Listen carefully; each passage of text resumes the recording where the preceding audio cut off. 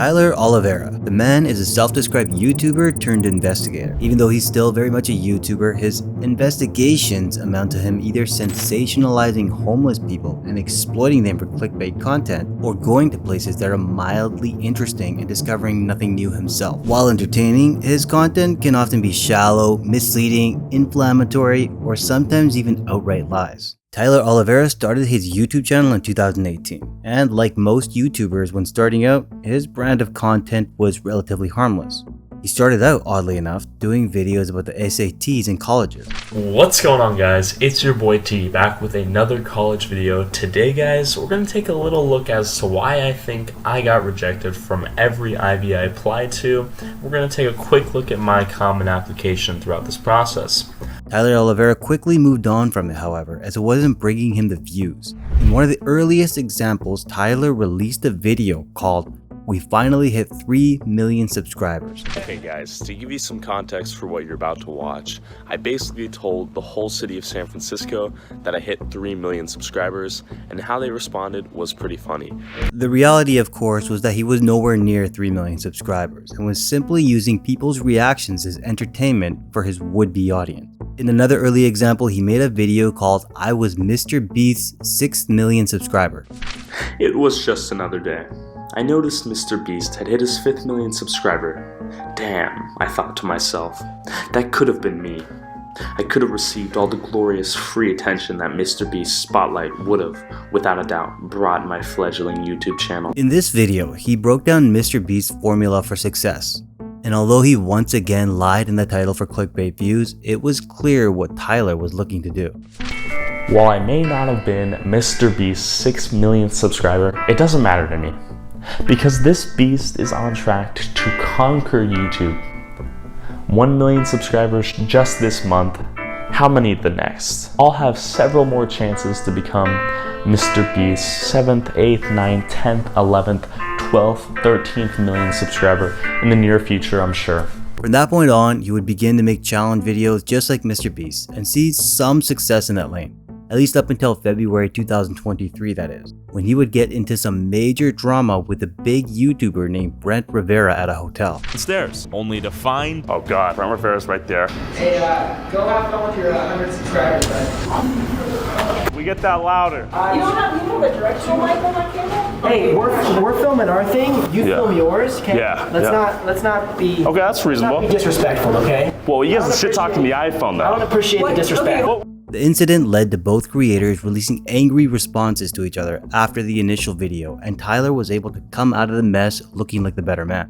From then on, he focused on making investigation style content, and the cracks in his integrity started to show. In one of his very first videos in this style, called "I Investigated Ohio's Toxic Wasteland," he would repeatedly drive up to a closed road manned by federal officers prying for answers. So much so that one even had to come to him and ask him to stop harassing the workers. No. And the Fed eventually came. Hey there. You guys are just videoing. Yeah, we're trying to figure out what's going on. You're not harassing them. No, we're not. We're just confirming we cannot go through. Well, whatever they say, we just don't want you guys. Got it. Okay, we'll head on out. Okay, you know what's going on? Well, there's derailment. Yeah. So that's. And they denied access at this point in particular? Regardless of his annoying antics, Tyler knew how to make these videos entertaining and seemed to have the resources to explore different places thoroughly. He had a simple formula that involved an ultra clickbaity title and thumbnail, followed by an investigation where he would hardly reference any hard stats. However, his first real controversy would come later, when he made a video called "I Investigated the Country Where Every Drug Is Legal." In the thumbnail, there's a Canadian flag in the background, teasing that this is the country that he might be referring to. But within seconds of the video's intro, it turns out to just be Vancouver. This is Vancouver, Canada, a city that made every drug legal. Drug addiction, overdoses, homelessness, and crime. Already in that first sentence, you probably noticed a few problems. The biggest one being that Vancouver isn't a country, and neither is the province of British Columbia, which Vancouver belongs to. In addition to that lie, Vancouver didn't make every drug legal. It only temporarily decriminalized certain drugs from 2023 to 2026 in a wider effort to get the streets cleaned up. Those certain drugs include opioids, meth, ecstasy, and crack.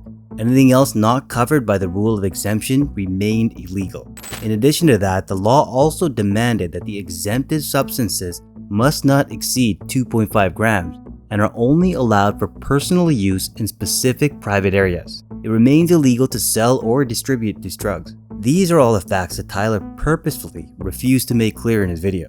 Things get worse when the video actually gets going. One thing you'll notice about Tyler's investigations is that they are almost entirely compromised of him walking down the streets and interviewing bystanders, with little to no research either carried out or reported in his videos. The same was true in the Vancouver video, as he confidently claims that decriminalization law has had a direct impact on homelessness, crime, overdose, and more. Addiction, overdoses, homelessness, and crime. Drive. All drugs are good and balanced. God made all drugs. A few side effects of decriminalizing every drug since January 2020. He makes no effort to prove that this is the case. Instead, he just requires his audience to take his word for it.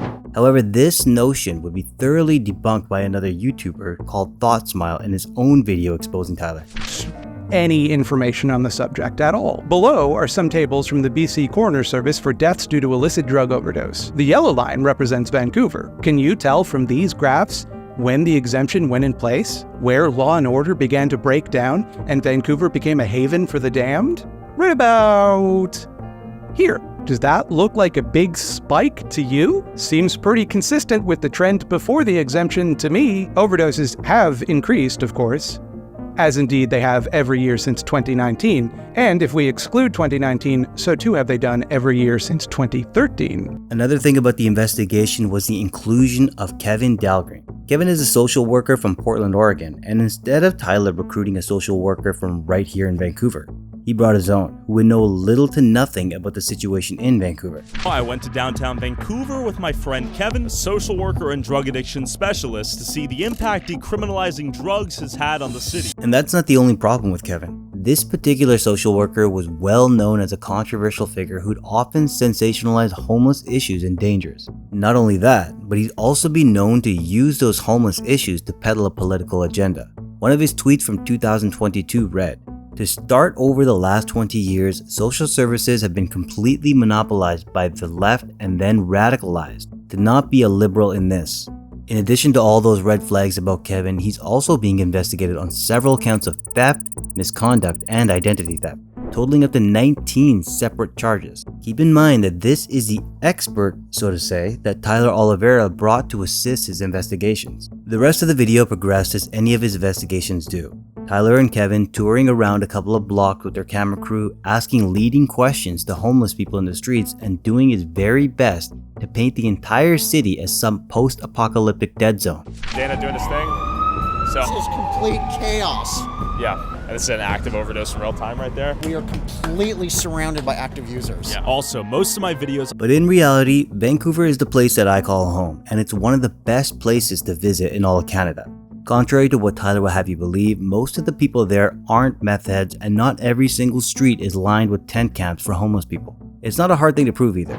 Right there in his own videos, as he and Kevin says the city is in chaos, you can actually see a bunch of regular people walking by in the background, going about their lives. It's an active overdose in real time right there. We are completely surrounded by active users. Yeah. It really can't be emphasized enough just how much Tyler Oliveira baits his audience with blatant lies in his video titles and thumbnails. He's got videos like "I investigated the city of real life zombies," where he basically just calls drug addicts zombies without realizing that he's dehumanizing them. His videos get increasingly unhinged and troll-worthy. "I investigated if the earth is flat," or "I investigated if aliens built the pyramids," or even "I investigated if George Bush did 9/11. Videos where he basically finds out what everyone already knows after harassing a bunch of people by shoving a camera in their face and asking them insane questions. One of the funniest and best examples of the nothingness of his content is his video where he claims to have visited a UFO crash site in Area 51. In this video, he goes to a crash site in the middle of the desert based on coordinates he gets from Reddit. He encounters nothing out there and returns. But the way he presents the video makes it seem like he did something important. He even said that he was lucky to escape with his life. 5 miles away from the site. Oh, little crater. It does look a little bit darker than the surrounding environment. Stay close to the truck. I could see this being a nice UFO skips here. Skirt! That car you heard? Yeah. Did you hear a truck? Yeah. We don't want to get too far away from the truck in case any feds come out here. This is the exact GPS coordinate of where the UFO crashed, according to Reddit. You hear something? You heard that, right? If we get stuck anywhere here, We're dead. there's no way we get out of here. No service, we will die.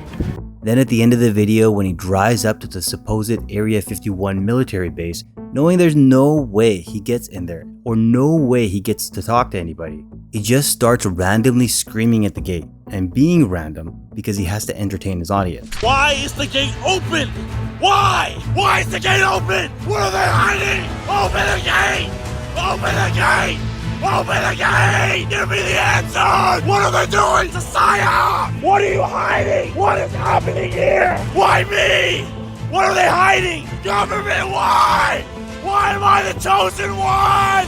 What are you hiding? Aliens! Tyler Oliveira is a clown investigator who'll do almost anything for his YouTube channel. His success is based on his ability to bend the truth as much as he can. He exploits the homeless and underprivileged communities for views and almost never uncovers any new information. His choice of issues to cover, as well as his continued collaboration with the shady Kevin Dahlgren, indicates that he may have an agenda that he's trying to peddle. But in all honesty, he's too lazy to even do that.